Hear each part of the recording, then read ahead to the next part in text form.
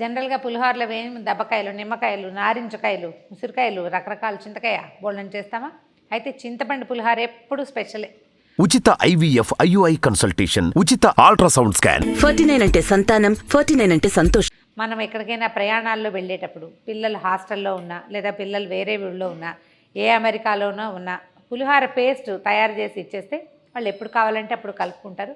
మనకు కూడా ఫ్రిడ్జ్లో ఉందనుకోండి, అప్పటికప్పుడు సాయంకాలం ఎవరైనా గెస్ట్లు వచ్చినా మనకే కావాలన్నా. అయితే పండగలకి ఈ పులిహోర వాడతామని అనుకోబోకండి.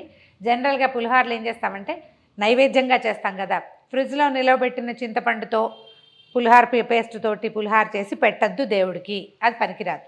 అది నియమమే, ఫ్రెష్గా చేసుకోవాలి. కానీ అలా కాకుండా పిల్లల బాక్సుల్లో కానీ ఈవినింగ్ గబుక్కుని కొంచెం కావాలన్నా, పొద్దునే అన్నం మిగిలింది తిరగమాత వేసుకుందాం అని అనిపించిన ఈ పులిహోర పేస్ట్ని ధారాళంగా వాడుకోవచ్చు. పండగలకి మాత్రం బిల్కుల్ నయ్యి, అస్సలు దేవుడి దగ్గర దీన్ని నిలవబెట్టిన దాన్ని పెట్టకూడదు. అయితే ఏం చేద్దామంటే ఒక 1/4 కిలో పులిహోర పేస్ట్ చేసుకుందామండి. చింతపండుని మొదటే నేను ఆల్రెడీ పేస్ట్ చేసి పెట్టాం. బాగా నీళ్లు మరగబెట్టి దాంట్లో మనకు కావాల్సినంత చింతపండు కొలతగా చేసుకోండి. ఒక 1/4 కిలో లేదా 1/2 కిలో అలా వేసేస్తే పొద్దున్నే కనుక వేడివేడి నీళ్లు మరుగు నీళ్ళు పోసి పక్కన పెడితే మధ్యాహ్నానికి బాగా నానిపోతుంది. మొత్తం పిండేసి చిల్లులది ఒక గిన్నెలు లాంటివి వస్తున్నాయి కదా, దాంట్లో వేసి రుద్దేయండి బాగా. అప్పుడు చక్కగా చిక్కగా తీయండి పేస్ట్, మరీ పల్చగా చేయొద్దు. ఈ చింతపండు పులుసు తీసి పక్కన పెట్టుకుని దీన్ని ఉడకబెట్టుకోవాలన్నమాట. ఉడికించే విధానమే చూపిస్తాను. ఓ వెడల్పాటిది అంటే చకచక అయిపోయేందుకు వీలుగా పెట్టుకోండి. దీంట్లో ఏంటంటే స్టవ్ కొంచెం వెలిగించి పెట్టుకోవటము. ఈ పనులని ఇత్తడి వాట్లలో ఇనుప వాట్లలో చేయబోకండి. స్టీల్ మూకుడు ద బెస్ట్. అల్యూమినియంది నేను అసలు ప్రిఫర్ చేయనండి. అల్యూమినియం దాంట్లో పెట్టుకోబోకండి, ఎందుకంటే చాలాసేపు ఉడుకుతుంది కదా. ఎంతో కొంత అల్యూమినియంలో ఉన్న మురికో లేకపోతే అల్యూమినియం తాలూకు లక్షణాలు ఫుడ్ తీసుకునే అవకాశం ఉంది. అందుకని స్టీల్ దాన్ని ట్రై చేయండి, ఇది చాలా మంచిది. మనం ఏర్పాటు చేసి పెట్టుకున్న చింతపులుసుని మూకుడులో పోసేద్దాం. ఇందులో ఏంటంటే పీచులు అవి రాకుండా, ఏసెలు రాకుండా శుభ్రంగా తీసి పక్కన పెట్టుకోండి.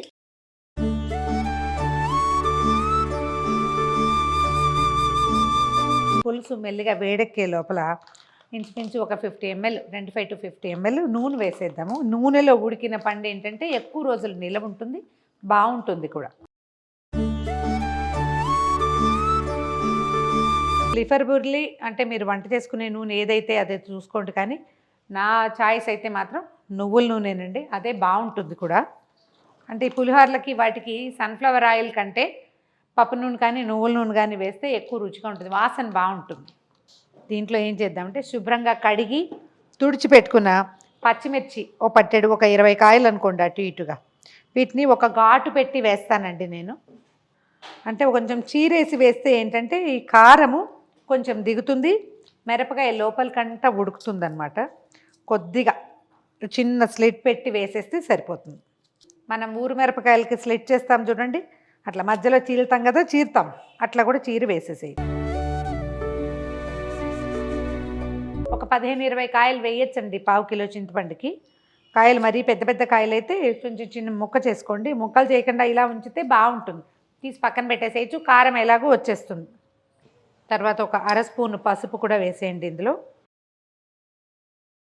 ఉప్పు సరిపడా, ఇంచుమించు రాళ్ళ ఉప్పు వేసుకోవచ్చండి.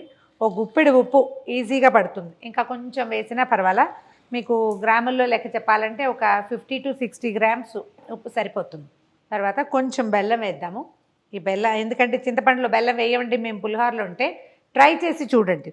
చింతపండు పిచ్చి కోరుగా లేకుండా మంచి రుచిగా వస్తుంది, అతి పులుపుగా ఉండదు. కానీ అలవాటు లేని వాళ్ళకి తీపి తెలుస్తుందేమోనన్న అనుమానం ఉంటుందేమో మీకు. డెఫినెట్గా తీపి తెలియదండి, కానీ ఇక చింతపండులో ఉన్న దోష గుణాన్ని పోగొడుతుంది అది. కరివేపాకు కూడా వేద్దాము కొంచెము. ఇవన్నీ ఉడికిపోతాయి కదా, వీటి సారం పులుసులోకి దిగి ఇంకొంచెం హెల్తీగా కూడా అవుతుంది. ఓ 2-3 రెబ్బల కరివేపాకు వేసేయండి. తర్వాత దీన్ని పొయ్యి మీద వదిలిపెట్టేయండి. పక్కన పాలు పెరుగు అలాంటివి పెట్టకండి. ఇది ఇంకొక నిమిషం పోతే చిటచిటాని ఉడుకుతుంది, పక్కన వాటి మీద చిందులు పడుతూ ఉంటాయి. స్టవ్ మీద వదిలేయండి, చిక్కగా అయిపోవాలి. ఇప్పుడు నేను తీసింది చిక్కగా తీసైనా ఇంకా కొంచెం అనమాట, నూనెలో ఉడికిపోయి మనం వేసిన నూనె అంతా బయటకు వచ్చేసేయాలి. మొత్తం మనం వేసిన నూనె అంతా ఇది ఎలా వదిలిపెడుతుందో చూడండి. ఎంత చిక్కగా అయితే అంత ఎక్కువ రోజులు నిల్వ ఉంటుంది. చూడండి, మంచి కలర్ కూడా మారింది, మన చింతపండు కొంచెం ముదురు రంగు అయితే ఇది నల్లగా వస్తుంది, మనది ఎర్రటి మంచి రెడ్గా ఉన్న చింతపండు అయితే ఇలాగా. ఆయిల్ మొత్తం వదిలిపెట్టేస్తుంది. ఈ మిరపకాయలు కూడా అన్నీ చక్కగా కలర్ మారిపోయినాయి చూడండి. దీన్ని ఎంతసేపు వీలైతే అంతసేపు పొయ్యి మీద వదిలిపెట్టేసేయండి, దించి పక్కన పెట్టేసుకోవటమే.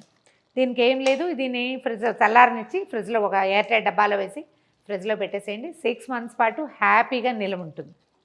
మన దగ్గర రెడీగా ఉన్న పులిహోర పేస్ట్ ఉంటే సింపుల్ తిరగమాత వేసేసుకుని మనం పులిహోర కలిపేసుకోవచ్చు. అది కూడా ఒకసారి చేద్దాం.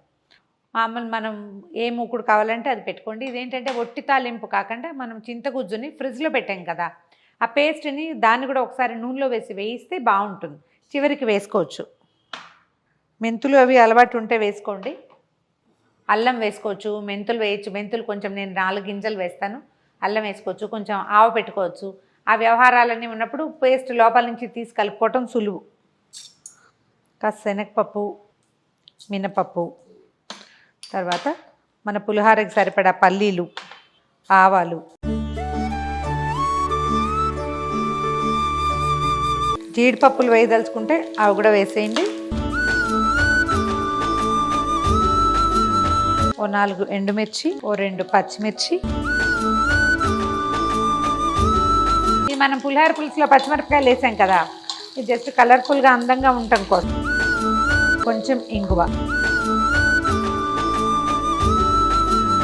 ఒక రెమ్మ కరివేపాకు కూడా వేసేసి, చింతపండు పులుసు మనం ఉడకబెట్టి ఉంచుకున్నాం కదా, అది మన అన్నానికి సరిపడా తీసుకుని వేసేసి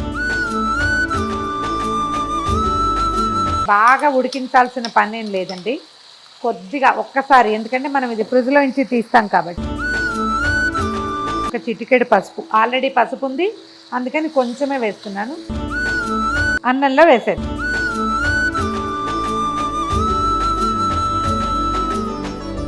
చక్కగా కలిపేసుకోవటమే. ఒకవేళ ఉప్పు అవసరము అని అనిపిస్తే ఒక చిటికెడు చివరికి వేసుకుందాము. ఈవెన్గా కలిపేసుకోవటము. అవసరం అనుకుంటే ఒక చిటికెడు ఉప్పు సరి చేసుకుని వడ్డించేయటమే. పులిహోర పులుసుతోటి పులిహోర చేసుకోవటం చాలా ఈజీ. సంవత్సరానికి ఒకసారి 2 సార్లు చేసి పెట్టుకుంటే 6 నెలల పాటు ఉంచుకోవచ్చు. అంటే ఇంట్లో ఉండే వాళ్ళకి అవసరం లేదనుకుంటే బయట ఉన్న పిల్లలు, స్టూడెంట్స్గా ఉన్నవాళ్ళు, తర్వాత కొత్తగా పెళ్ళైన ఆడపిల్లలు, వీళ్ళకి చాలా సహాయంగా ఉంటుందండి. ప్రయత్నం చేసి చూడండి.